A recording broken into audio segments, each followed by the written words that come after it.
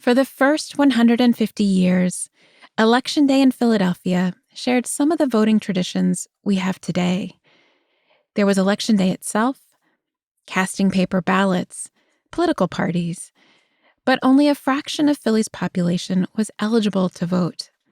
The people voting, the election inspectors, the candidates, and most of the crowds outside of the polling places, they were all white men who had paid some taxes. But after the Civil War, that is going to change. But this is not a story of steady progress. There are jumps and bumps and some ugly politics along the way. It's Election Day in Philadelphia after the Civil War. Here we go.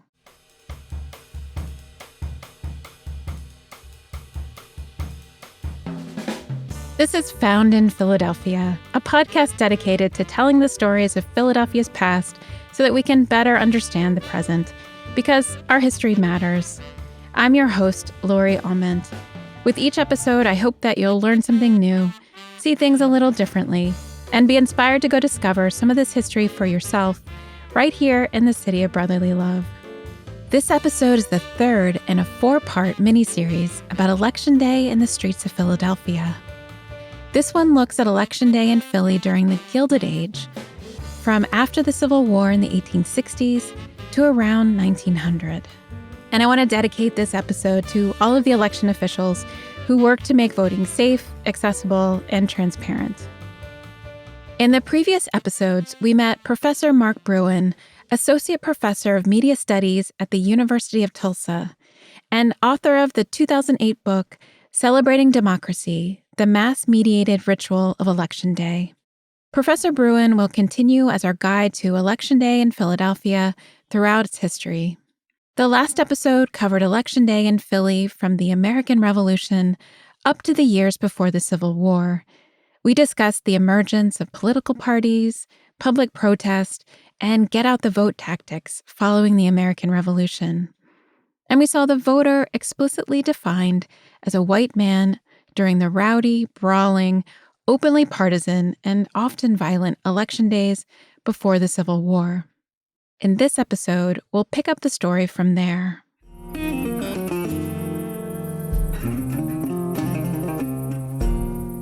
Philadelphia served as a strategic hub during the Civil War. Troops, military supplies, and the wounded traveled into and through the city by boat, by railroad, by streetcar, and on foot. The city emerged from the war with new political boundaries. In 1854, the city of Philadelphia consolidated with the surrounding county. This created the city of Philadelphia that we know today. With consolidation came a larger, more influential city government and new civic institutions, like the police. The city itself grew in the decades after the war, an era known as the Gilded Age, which is roughly 1870 to 1900. Despite waves of economic depressions, Philly's population doubled during these years, with immigrants from Germany and Ireland, joined by those from Eastern Europe, Russia, Italy, and China. The Black population grew along with the rest of the city, with migrants moving here from the South. New streets were laid out with rows of modest brick row homes. The overwhelming majority of Philly residents were working class, employed in the growing factories in the city. In the years following the Civil War, Black men won back the right to vote in Pennsylvania, and the young Black men who'd fought in the war were ready to cast their ballots. It was in Philadelphia in 1866 that a convention of radical Republicans were persuaded to adopt Black men's voting rights as part of the party's platform in upcoming elections. Frederick Douglass spoke to this convention, as did the Philadelphia-born orator Anna Dickinson. Within a few years, radical Republicans in the U.S. Congress passed the 14th Amendment, extending citizenship to Black Americans, and the 15th Amendment, enshrining Black men's right to vote. The 15th Amendment was formally ratified in February 1870. That meant November 1870 was the first time that Black men could vote in Philadelphia, since that right had been taken away in the 1830s. Pennsylvania legislators wrote a new state constitution in 1873.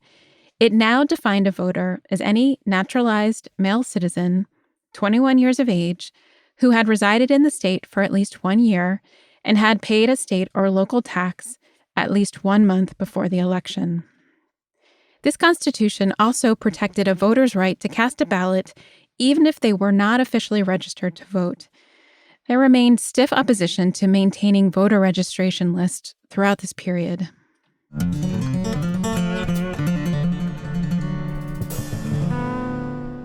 Political parties dominated Philadelphia after the Civil War. If the early decades of the 1800s witnessed the rise of political parties, the second half of the 19th century saw political parties really take over elections. After the Civil War, the main political parties to emerge were the Democrats and Republicans. The Republicans were very much the party of Lincoln and the Union. They championed economic development in the form of railroads and industry and protecting American manufacturing. Pennsylvania and much of Philadelphia was dominated by the Republican Party in this era, and Black Philadelphians overwhelmingly supported the Republicans after the war. Democrats were the party of limited federal government and states' rights. They had stronger ties to the South, but Democrats had significant support among the white working class in Philadelphia, who lived in the river wards just outside the city center. Later in the 1890s, reformers tried to gain a foothold in Philly politics, but they weren't terribly effective. And we're going to talk about them more in the next episode. Just know that they're in the mix too. With the dominance of political parties, power consolidated around political bosses and the party machine. By the late 19th century, Pennsylvania was the poster child for corrupt Republican Party politics. The Republican Party machine's power came from politicians at the state level who increasingly gained control through legislation, appropriations, and manipulation of public funds from the state treasury. Remember, at this period, it was the state legislature who selected a state's U.S. senators, so they wielded that power too.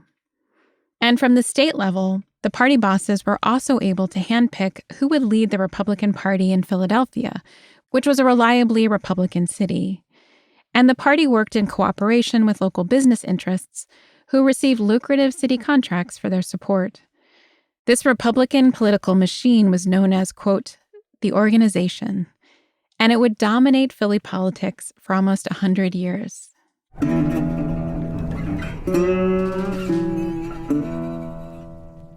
So what did voting look like in this more democratic but arguably more corrupt city?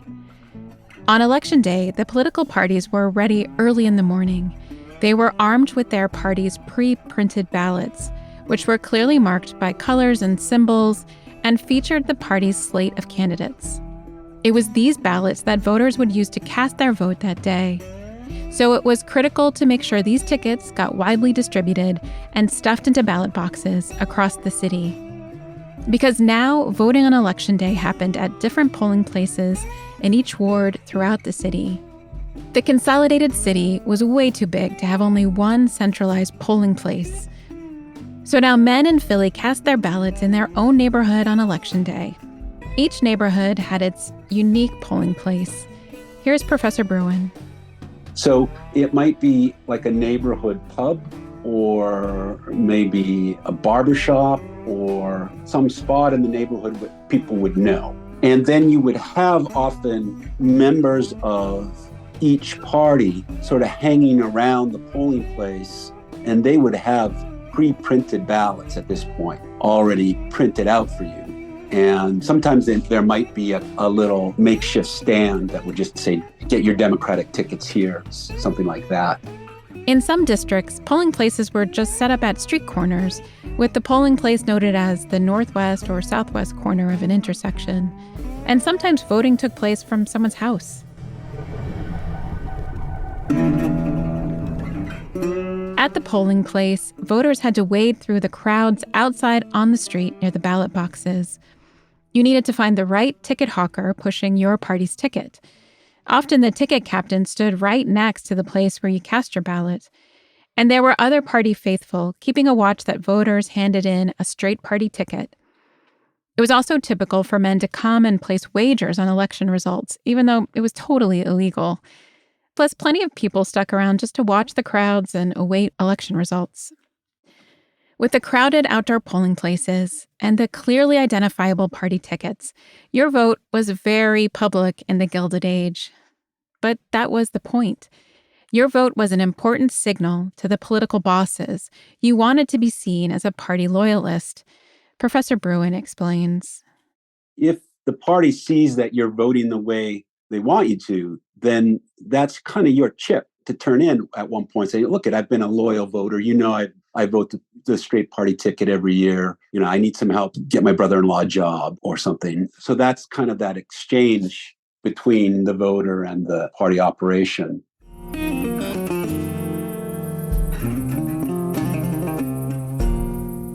Because the Republican Party machine, the organization, reached right down to the ward level.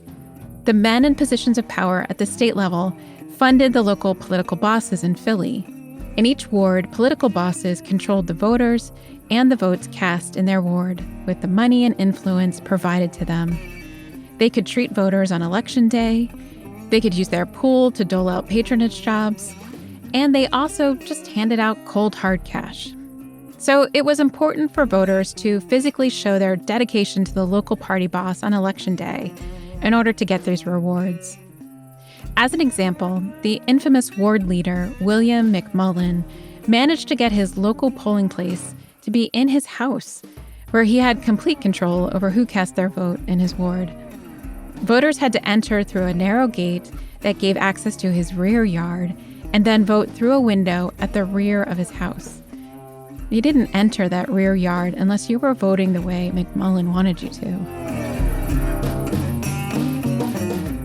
Though the ward boss wasn't the only person the Gilded Age voter had to contend with. Many voters also faced coercion to vote the right way from their employers. During these years, most working-class men worked in large factories where they depended on an employer to pay their wage. Fewer men could open their own shops and be their own boss, which had been the dream maybe 50 years ago. Now, most men would receive wages by working for someone else their entire lives. On top of that, workers faced regular waves of economic depressions, which left many men unemployed. Lots of men were looking for work, so those who had jobs were highly dependent on their bosses. They couldn't risk losing their wages. So there were many instances of supervisors making it very clear which way their employees should vote on election day. They even had a nickname for it. They called it bulldozing. In a few cases, workers were explicitly told how to vote. In other shops, they were threatened. But in the vast majority, workers were given pretty broad hints about what was expected. This was so widespread that it stood out in an era of corruption and led to a Senate investigation into this practice in 1880.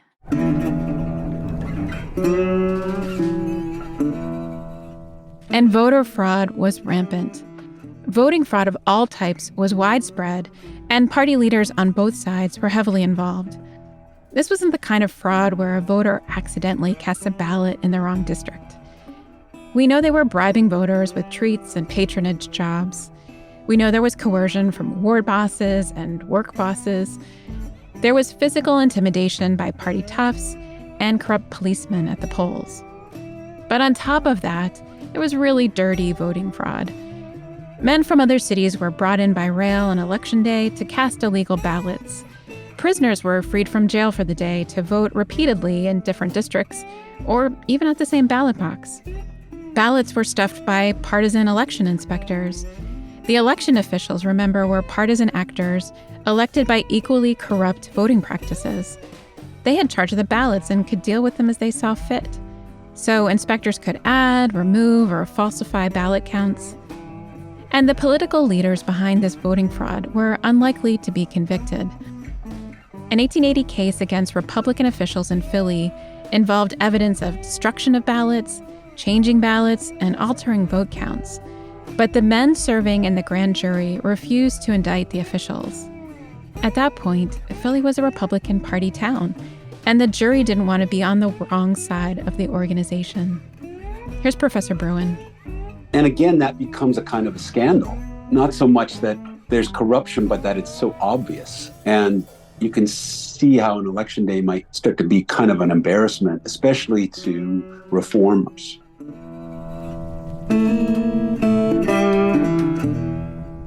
Despite the rampant corruption, Philadelphians seemed to be having a grand time on Election Day. It continued to feel like a rowdy civic holiday with a carnival atmosphere. Here's Professor Bruin. And of course, bribery with money and alcohol it's widespread practice at this time. So half these guys have had a few beers in them, and sometimes more than that. And many of the polling places were in actual saloons. A law passed in 1872 banned the sale of alcohol on Election Day. But the bosses got around that easily. Newspapers reported that plenty of voters were now given free drinks in return for their votes. Plus, you had political clubs marching through the streets in matching uniforms with bands, waving flags, and brandishing torches. They carried huge transparencies with the name of their presidential candidate through the streets. Here's Professor Bruin again. That just continues throughout most of the 19th century, those kinds of parades, demonstrations of popular support. And often, increasingly, like their uniforms are worn, so you're kind of a part of a little army almost. One of the most notable changes in the Gilded Age was the greater number of bonfires set alight on Election Day night in Philly. Bonfires were built in the middle of streets or at intersections, as far away from buildings as possible, to be safe. Boys in Philly had been preparing bonfires on Election Day since the early 1800s, collecting scraps of wood from alleys and cellars and building sites. But now more and more intersections burned with bonfires. Some claimed that they formed a continuous chain of fire from Kensington to Moyamensing. Election night bonfires remained a part of Election Day in Philly into the 1930s in some places.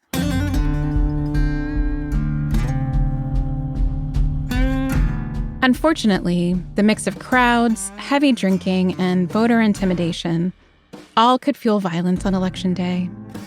The newspapers reported brawling and knife fights, but after the war, there were more fights involving pistols. Even the language of elections was violent.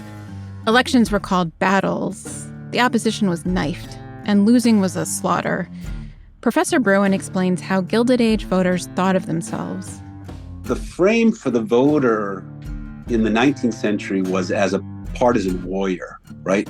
There was my side and their side, and I was going to war for my side. And this battlefield mindset on Election Day could be used to justify murder. The most infamous was Election Day on October 10th, 1871. This was the second election where Black men could vote, but it was the first one when there was no military presence to keep things under control. The Democrats were currently in power in Philadelphia. Black men were reliable supporters of Lincoln's Republican Party, so there was a great deal of resentment against Black men voting at all, but especially voting Republican. The police, who'd been given their patronage jobs by a Democratic mayor, joined in the efforts to suppress the Black vote.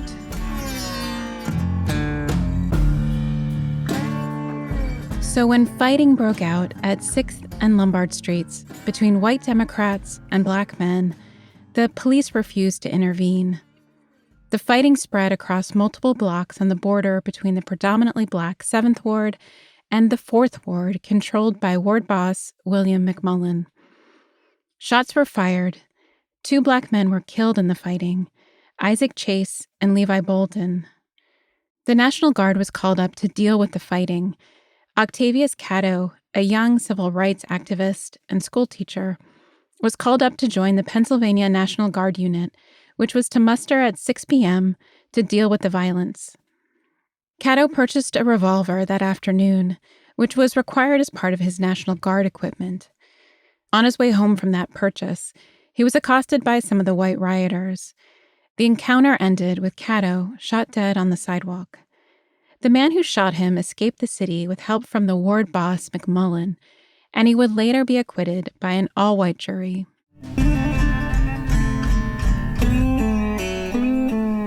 This is often where Catto's story ends, but this was just the beginning of the Black community in Philadelphia figuring out how to leverage the power of their vote. This was a diverse group. well-educated professionals like Cato, poor and working-class men with some schooling, Southern migrants recently released from slavery who couldn't read. They had different ideas about the best way forward. Increasingly, men in Philadelphia were able to organize as an important voting bloc at the polls from the 1880s to the 1920s, as the Black community grew to over 5% of Philly's population. This was especially true in the Black-dominated wards of the city. They strategically organized to support Republicans, Democrats, or reform candidates as it suited their purposes. They might vote for Democrats who promised them government jobs. They might vote Republican if they supported Black candidates for office. Or they might side with reform candidates when their anti-corruption goals coincided. Election Day remained an important pathway for progress in Philadelphia. And what about women's right to vote? As we've seen throughout the 1800s, voting was for men who were seen as brave, loyal, and ready with their fists if need be. Election Day was full of drinking, betting, brawling, and a lot of marching around military style. Even when Black men were given the right to vote in 1870, the masculine character of Election Day remained fundamentally the same. If anything, it brought about more fighting. Women voters were seen as completely out of place in those rowdy polling places on Election Day. But women had long been organizing and promoting women's rights in Philadelphia. In the 1840s, women leaders in the anti-slavery movement promoted women's rights as part of their commitment to human rights. This included white women such as Lucretia Mott and Sarah and Angelina Grimke, and Black women leaders like the sisters Sarah, Margaretta, and Harriet Fortin.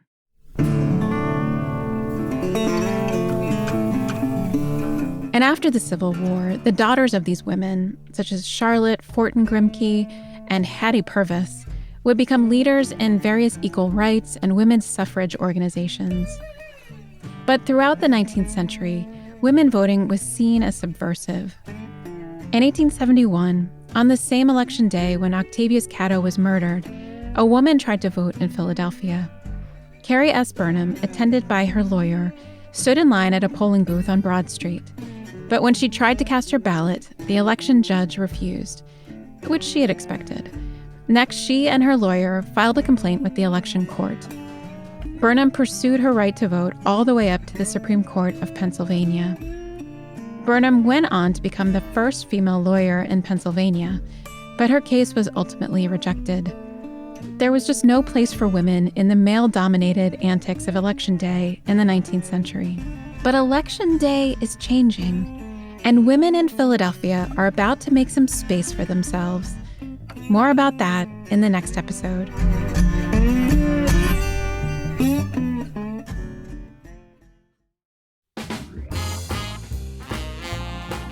Thank you for listening to the Found in Philadelphia podcast. If you're enjoying this mini-series about the history of Election Day in Philly, please get out there and vote. And check out the podcast website at foundinphiladelphia.com. There you can find a companion blog to this episode where you can learn more, see some pictures, and find a list of my sources. I want to thank Professor Mark Bruin for being a part of this series. This episode was researched, written, hosted, and recorded by me, Lori Ament. Huge thanks again to the team at The Wave Podcasting who mixed this episode and provided sound engineering.